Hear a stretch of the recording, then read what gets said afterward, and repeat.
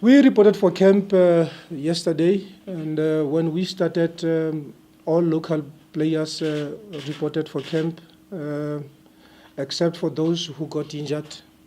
When Thapelo Morena was playing a Champions League match against Otto, he got injured. He got a grade 1 groin injury. It's just that I don't have a dog to be with me, because I might give wrong information about injuries. The terminology is very difficult for one to understand. Then he got injured. We replaced Thapelo Morena with Lucky Boy Mukwena from Highlands Park, who has been doing very well at right back for Highlands Park for the past season. So we felt he deserves an opportunity to be in the Bafana Bafana team. Unfortunately for us, Lucky Boy also got injured on Saturday against Polokwane City. He had to be pulled out, and he reported for camp for assessment. And unfortunately for him, he's out of the team. We can't have him for this camp. He's injured. And then we are looking at bringing in another, I would say, defender to fill in the void left by Lucky and Morena. So we are currently talking to the club. I think he will be announced before the end of the day today. I can't give the name because the club will be saying we haven't received any call-up letter for this particular player. So we respect that space. We will be able to tell, hopefully when we come back from training. And then we have a session this afternoon. Lebu Mutiba, Lebu Piri will be coming tomorrow, and Bongani Zungu. As for the rest of the guys, they are here and they are in good shape. We are looking forward to have our region session this afternoon, because most of them played over the weekend, and Sundowns versus Supersport played yesterday. So the medical team has advised us to have a region session this afternoon. And then we'll start with our fully fledged sessions tomorrow. 2 sessions tomorrow at Stein City.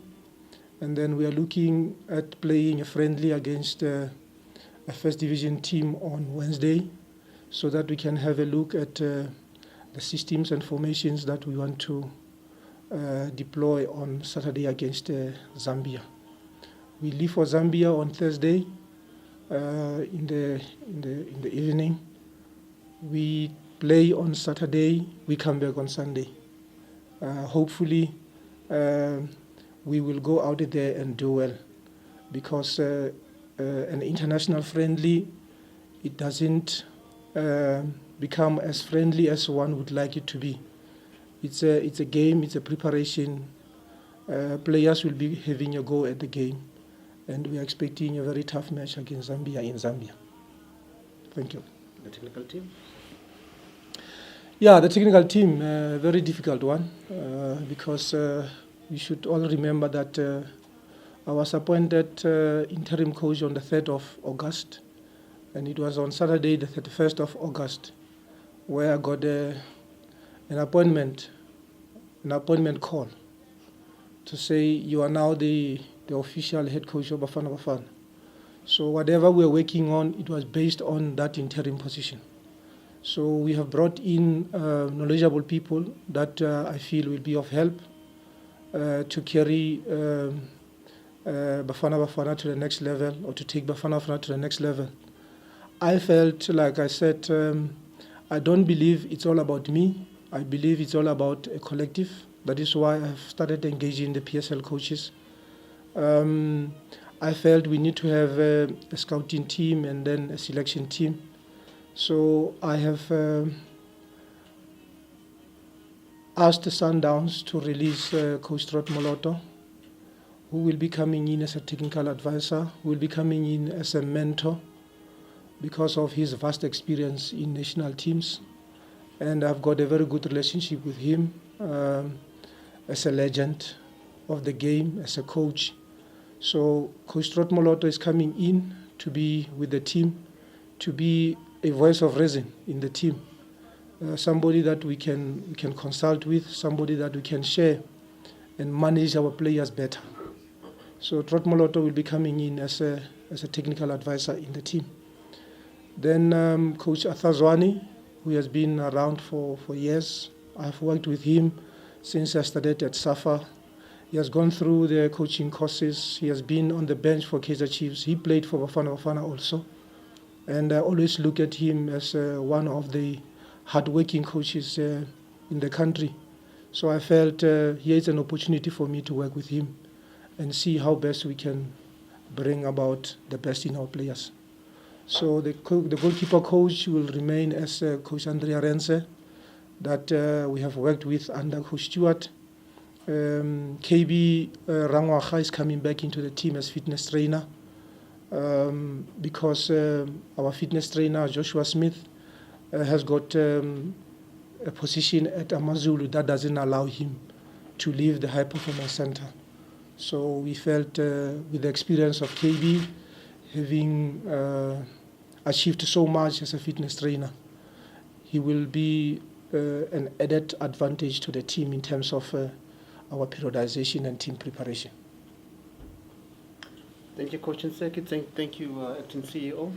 We'll take your questions. We'll only take 6 questions because as you heard Coach Ntseki say, there's a lot to be done. There's a lot still to prepare for. So we'll take only 6 questions. We'll start with you, sir.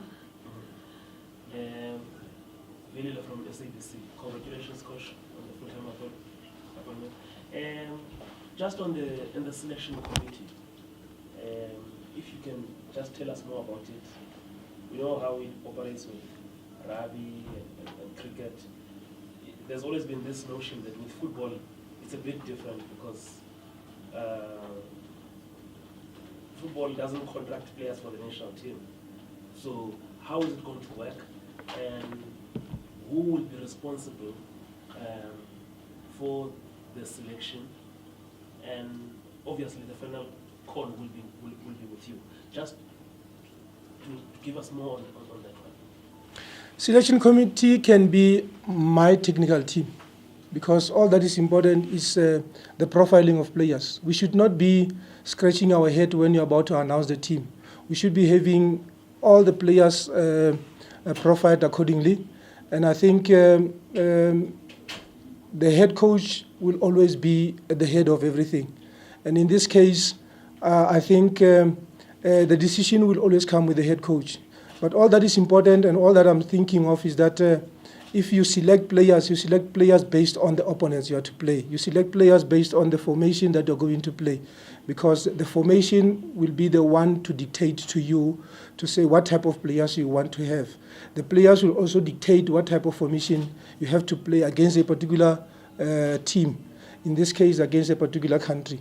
So it is not going to be something very difficult to have a few heads together when you have to select the team, because with that meeting before we select the team, we'll also be discussing or profiling the opponents, and also be saying this formation will be working for us based on the profiling of the opponents. So I think when it comes to the selection committee, it is not going to be a very big committee where you're going to end up maybe having too many disagreements. But a smaller group will be very important for us. Yeah, that group is also expanded to all the other teams as well. So they're not only just looking at Bafana Bafana, but it's looking at the under-20s, under-23s, under-17s, both male and female. I think as the coaches earlier indicated, it's about looking at the profiles of those players rather than just knowing there's a name. It's to be able to understand what this player has been doing, what he or she has been doing over the period of time. And this is not just dealing with abroad.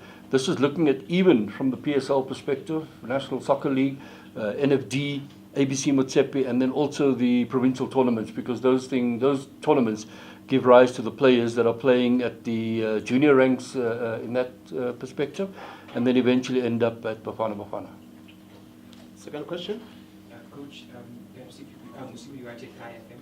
Coach, perhaps if you could just expand on the scouting. Have you got people in mind that you're going to work with in terms of what you mentioned, scouting, your scouting network? And then for Russell, it was fairly quick this time. You're cheating, Musibut. You're cheating, but let's hold it there. Coach? So, all right.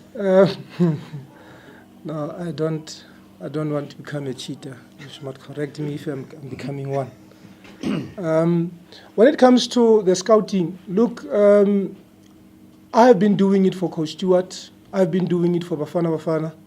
And whenever I was with the Banyana team or the under-17 team of the under-17 team boys, under-17 team girls, the under-20 boys, the under-20 girls, this is what I've been doing. We have got a selection criteria that has been designed that we are working on, because it is important also when you do the profiling, you should also be able to say, what are the areas that we need to improve in this particular player? If this particular player comes to camp, what are the areas that we need to work on? So that's exactly how the whole selection is going to be done. The committee will be a committee or a group of men and women who understand player profiling, who understand player monitoring, because it is also about monitoring our players. It is not only about selecting our players, but it's also about monitoring. Because we had a player playing for Preston last week. They played against Aston Villa, Buckhazen. We did not know about that player. But on the day when we watched him, I started profiling him. I started looking at him to say, if ever we have to bring him into Bafana Bafana, which areas are we going to work on? How best are we going to help him? How best can he work for us? But if you get from the media to say there is a player playing for Preston, you need to call him up for the national team, and you don't know anything about him, it is always difficult. Your question to the acting CEO, then we go to the back. Thank you, Coach. Just quickly, acting CEO, it was very quick this time in appointing a new head coach. We have waited in the past. What made it such a seemingly quick and easy process? Well, I think the technical committee had sat down. They done their homework. And they put it together. I mean, we did give them an objective. I think we said this in the media right from the word go. On the day that Coach Stuart Baxter resigned, we said that our target was the end of the month. And we kept our promise, 31st of August, even though we said it could be challenging if we had to go and negotiate with other clubs. This occasion, we didn't have to negotiate with any other club. So it was easy to deal with it in terms of the criteria. It was still a difficult process, but easy in terms of the criteria. In the back there, sir? Mark Strain of TISA. Coach, congrats. You've worked very closely with the past two Bafana coaches, Shakes Mashaba and Stuart Baxter. They're quite different in philosophy, I think, and approach. Coach Shakes known for being able to give players freedom and inspire players. Maybe Stuart, and I don't know if this is generalizing, but Stuart seemed more as known for structuring a team. Maybe if you put the two together, you don't have a perfect coach. Just what do you see your philosophy as? What did you learn from those two? You've mentioned the coaches you've learned from, and what will you change? But are you closer to a Bra Shakes? Are you closer to a Stuart? What is your philosophy? Because you've obviously been the background man, so it'd be nice to know. Yeah, I think in the 21 years that I've been coaching, you learn over time, because you come across different type of players. And I think what really helped me is to come to the national team under 17. You bring them into camp, they don't know anything about international football, but the most important thing is that you need to blood them in with that understanding to say you are now in the national team. You have a player from Cape Town who will behave differently from a player from Limpopo. You'll have a player from Northern Cape who's different from a player from Gauteng. So these are the things that were actually helping me to learn to know more about South African players, because we are having players coming from different backgrounds, and we are having players who have never been involved in coaching, formal coaching. So coming into Bafana Bafana, my experiences with the under-20s really helped, because you have this notion with South Africans to say, give them the freedom to express themselves. But the freedom to express themselves must be structured. What is that expression all about? It's an expression to get us results. It's an expression to make everybody happy. And when they leave the stadium, they are very unhappy because they did not win a game. So when it comes to Coach Shakes and Coach Stewart, I think Coach Shakes also with his background, he did very well, because he ended up becoming a coach who was playing for results. And we saw him winning very important matches, and also with Coach Stewart. Like you say, he's very structured. We had a South African coach with a South African background. We had an European coach with a European background, but who have been in the country to learn to understand South African players. So I think that combination really came out very, very handy for South African players. Because I was saying to some of our players when we were in Egypt, I said, the problem with South African players, they want all the coaches to understand them, but they are not prepared to understand those coaches. Understanding your coach is not like knowing his name and his surname. It's about understanding that how he wants things to be done. If coach wants you to apply immediate pressure after losing the ball, it is not punishment. It's because it is what is happening currently in football. Because applying immediate pressure on the ball, it means you don't give them space and time to go in attack. So some players will be saying, wherever I come from, after losing possession, I've got Tyson and them to defend for me. But in this case, it doesn't work out that way. So I think they are both good coaches in terms of team management, in terms of planning for their games. But when it comes to Coach Stewart, he appeared to be more detailed when it comes to analysis of his team and analysis of the individual players in his team. And when it comes to opponents, he will always plan very well in terms of playing against a particular opponent. So I think the modern way of coaching with Coach Stewart, it was well applied. And with me, the two coaches, fortunately, I'm a South African, and fortunately, I've worked with a European coach who has got a very vast experience coaching. At the back there, and then we come to you. We'll come to you, sir. That's question number 4. Coach, yes, sir. It's twofold, but one question. The first one is, how did you react when the news was said to you that you now coach on a permanent basis? And what would your response be to criticism that, well, not criticism, but skepticism that you haven't consistently coached, like as a head coach at the highest level?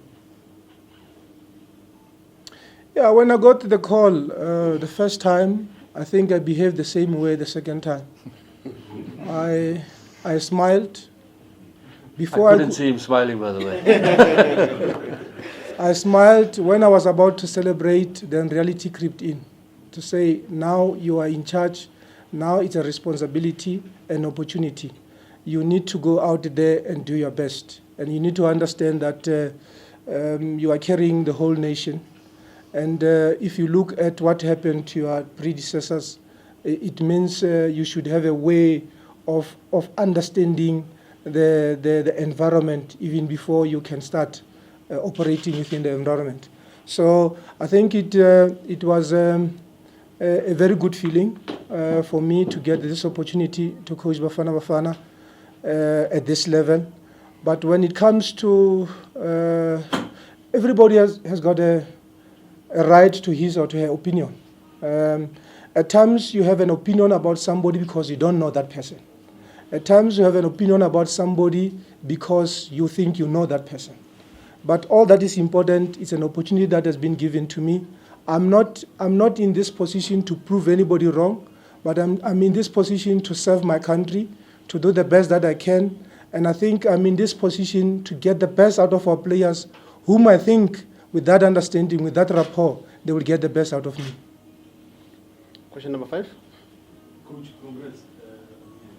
Can you stand up, sir, so you can see nicely? Yeah, no. You can see. Oh. Congrats once again, Coach. Thank you. First, I would like to know your targets. And as you are aware, we have qualified for the World Cup since 2002 as a country. And obviously, in the last few years, you've seen coaches try and fail. You've part of the setup which also failed to qualify for the World Cup. And I believe that should be the biggest objective. How are we going to go about achieving that for us as a country? Yeah, look, when you become an assistant coach to Clinton Larson in 2010 in the PSL, we were brought into the boardroom, and the boss of Bloemfontein Celtic then, Jimmy Agosti, said, "You guys, you don't. I'm going to be disappointed in you if you relegate my team." So it was about us not relegating the team. But at the end of the first year and the second year, we got position 5, position 6. And if even in this position, we have coaches who have failed to qualify for the World Cup. And I think let us give each other an opportunity and a chance, because I don't think in failing to qualify for the World Cup in so many years, the reasons were the same today, going into the qualifiers. So we are so positive, and we believe in our abilities to say we will do our best to qualify for the World Cup. And the other thing which is very important when it comes to qualifying for the World Cup, it is the FIFA rankings and the CAF rankings. If we do well as a country as of now, it means qualifying for the World Cup will be seeded, and we'll be avoiding certain countries that appears to be a big hurdle to overcome as South Africa. So we do well in the AFCON, we qualify for the AFCON, we do well in the AFCON. We have a team of players that are hungry to succeed. It will be much possible for us to qualify for the World Cup. But all that is important is the understanding that has to be there between the players and the coach, and have that understanding of saying, this is South Africa and this is how best we can play for our country. Last question. Thomas from Sports. Coach, SAFA trusted you with this big position, the hot seat, as you said the other day. But the masses out there might not know and have the trust on you. How much of that plays in your mind, knowing that we are a less known entity to those who don't follow the development of South African football, since you are the first timer in terms of the senior national team? Can you put on your head on the blog and say that South Africans can trust you with this followed entity, which is South African football? Yeah, I think to become a coach, whether you're coaching at a lower level or a higher level, your head will always be on the block. And what happened with me joining SAFA in 2014, becoming head coach of an under-17, I had my own fears to say, if I don't qualify for the World Cup, it means I would have failed as a coach. But if you get into a coaching position, all that is important is belief and faith in yourself, to say things will turn out positive. And I think it is the same approach that I have with Bafana Bafana, to say nobody knew about who Molefe Ntseki was, but Molefe Ntseki had to work hard to be where he is today. Even as of now, those who don't know much about him, or they have got their doubts about him leading Bafana Bafana into the future with the green color, I hope they will sit back and watch and be able to say, others came before him, but he's here for us to support him. And that's all that I'm saying about this position. And I always say, you don't come out to be a good coach unless you have got good players that makes you look good. And you don't become a good player on your own unless you have got coach or coaches that have helped you along your journey as a footballer to be good. So you guys, the media, my family, SAFA, and everybody, if we are all positive, they will all make me look good, and we will succeed.